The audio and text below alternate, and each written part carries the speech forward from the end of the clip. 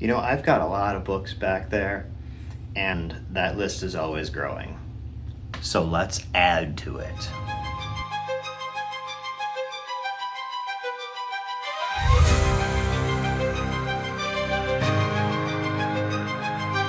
Welcome back again to the library. Readers and Rapscallions. Ian is back. It's good to see everyone. I was thinking the other day about what I can do to further indulge my habit of getting more books, and then I started thinking about what authors, if I could pick, what I want to start reading the most. These are going to be new authors. And when I say new, I mean new to me. Like, these are going to be people whose works I haven't read yet. I've got interests reading wise in just about every corner of the fiction category, fiction. And that's going to be, your science fiction, fantasy, horror, literature, historical fiction, etc. It goes on. I go all over the place. I don't want to limit anything. I want to read it all. So in making this list, I pull from a lot of different genres. I'm also going to be limiting it to authors whose books I haven't read yet. And that's what I mean by new. And ideally with a fairly large bibliography, so I'm looking at like 10 or more. Now, I don't have authors like Stephen King or Brandon Sanderson on here because I definitely want to read more of their books, but I've already gotten into 10 or so, at least, from each. So, and just that their bibliography is so huge, that's kind of only scratching the surface. So with that said, let's get into it. We're going to start off with historical fiction, and for me, the pick is going to be Ken Follett. Now, Mr. Follett is mostly known for his Pillars of the Earth series, which I've had a copy for like a year and a half now. I haven't touched it yet, but it's unanimous acclaim, virtually. I haven't talked to anybody who said that they didn't like the book. If you tell someone what it's about, it's going to be a very, very simple premise. It is the better part of 40, 50, 60, I forget, however many years of people in a medieval village building a church, and that's the story. But the good in the story is your characters, your plot development, the trials that all your characters go through, the setting, and how that affects the story. I've heard it said that Pillars of the Earth, and by extension the whole Kingsbridge series, is a lot like if you had Game of Thrones, Song of Ice and Fire, and took out all the magical elements. That's a lot of what it's like, and that's something I'm very, very interested in. He also did the Century trilogy, so I got book one of that here. I know I get a lot of books for people I haven't even read yet. I just see them at like a Salvation Army or something and pick them up. But the Century trilogy starts off at the turn of the last century and has narrative elements like the Russian Revolution, World War One, and then book two is in the World War II era. And book three ends off in the 1980s and is the story of the Cold War. The entire trilogy follows a handful of families across this whole century. So you're seeing the story of the families, and you're also seeing the story of the shaping of the modern world as we know it. So between both of these series, really looking forward to some Ken Follett. Shifting gears into the horror genre, we have Ronald Malfi. I've only got one of his books, and it's The Lyric, which is a short story collection.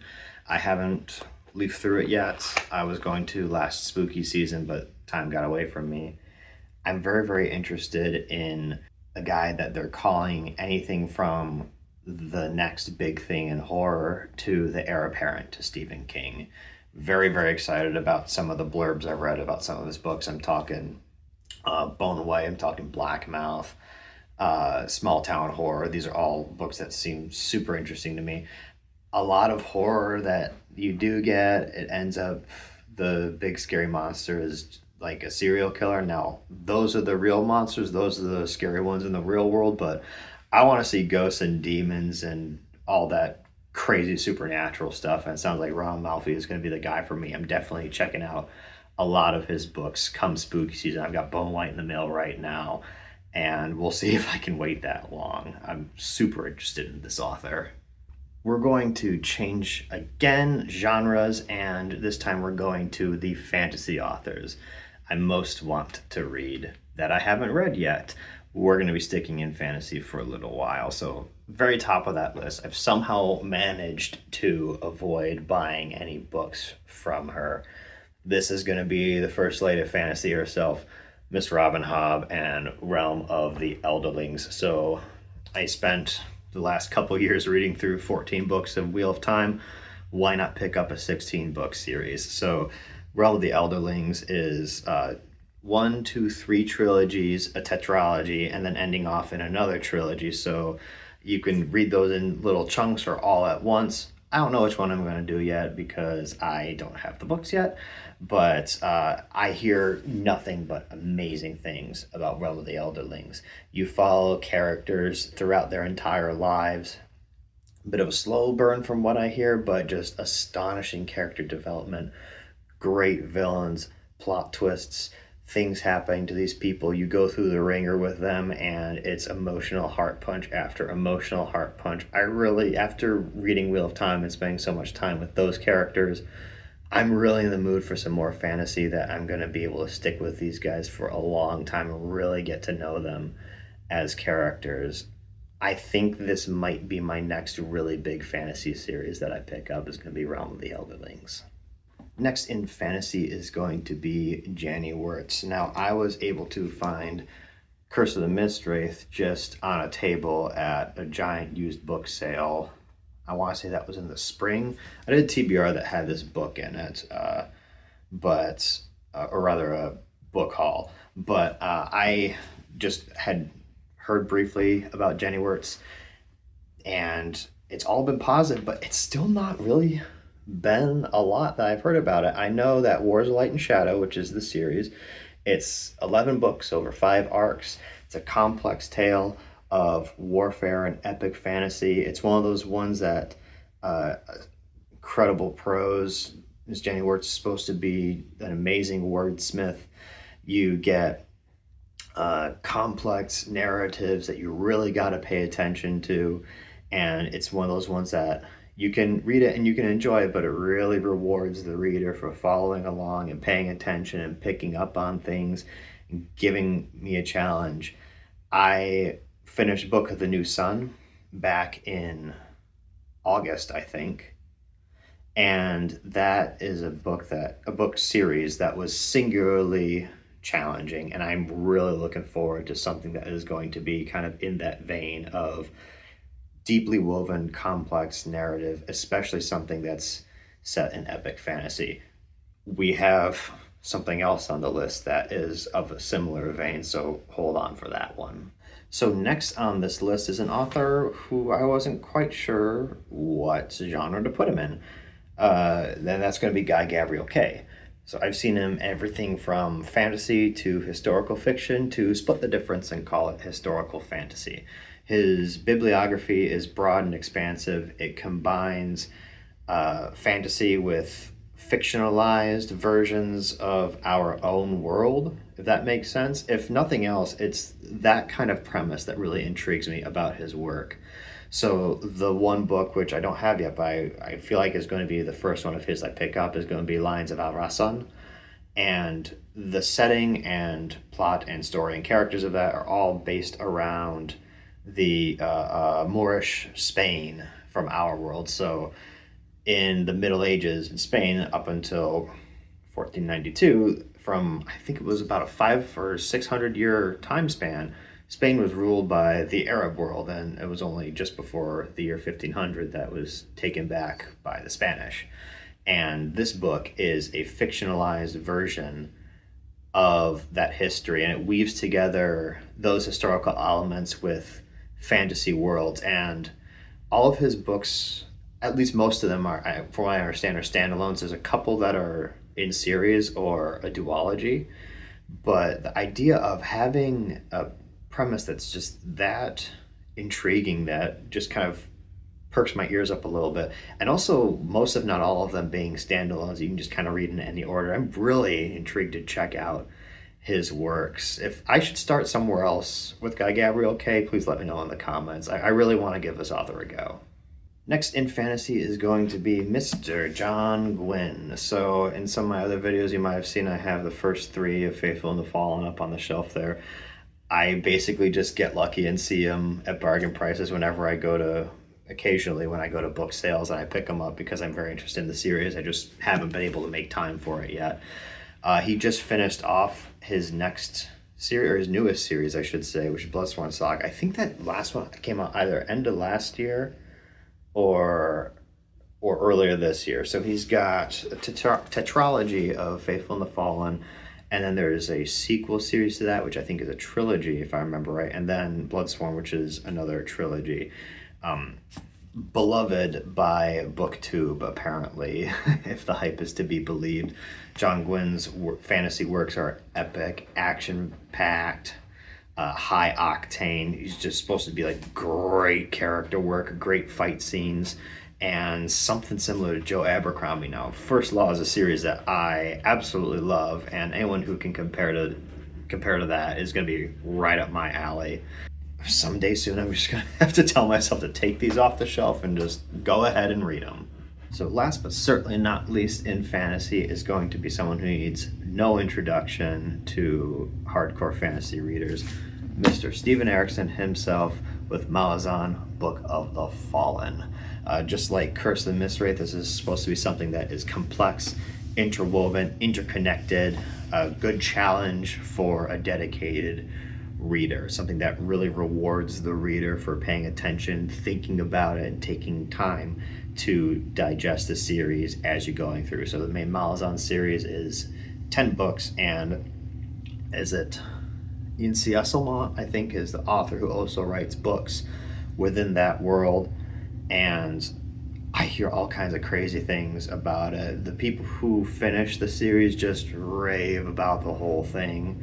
It is in a class of its own in terms of complexity and quality and scale and scope, and it's also, being a 10-book series, it's also going to take up my attention for a little while. Guys, I've read Wheel of Time. I'm not scared of a long series. I read Book of the New Sun. I'm not scared of a complicated series. When we get there, let's go. We're going to change genres one more time and go into science fiction. So I do tend to favor soft sci-fi over hard sci-fi.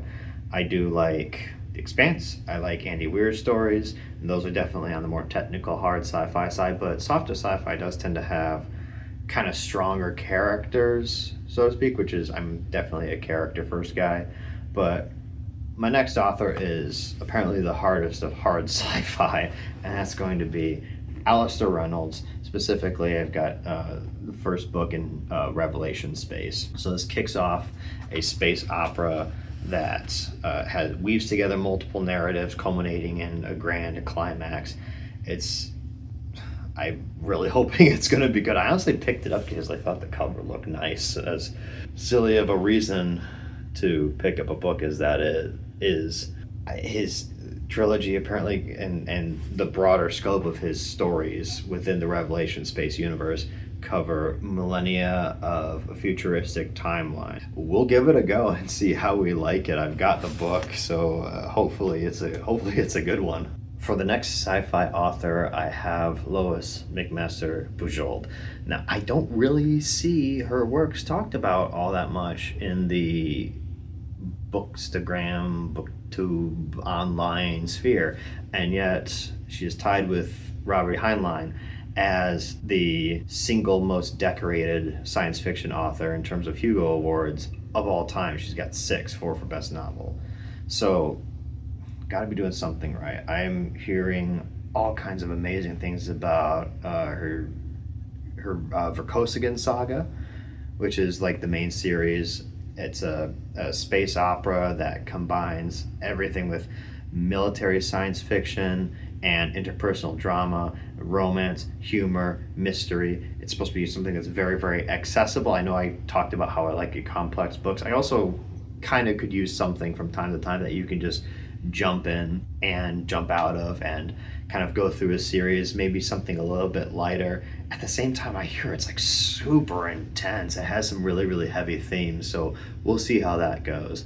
I just hear so many great things about Verkosigan saga, but not from a lot of people. It's just not talked about very much. And if nothing else, I'm super interested to see how someone who has so many award recognitions for their work just isn't talked about online that much. Maybe it's a little bit of a sleeper hit. I don't know, but I'm fascinated by it anyways.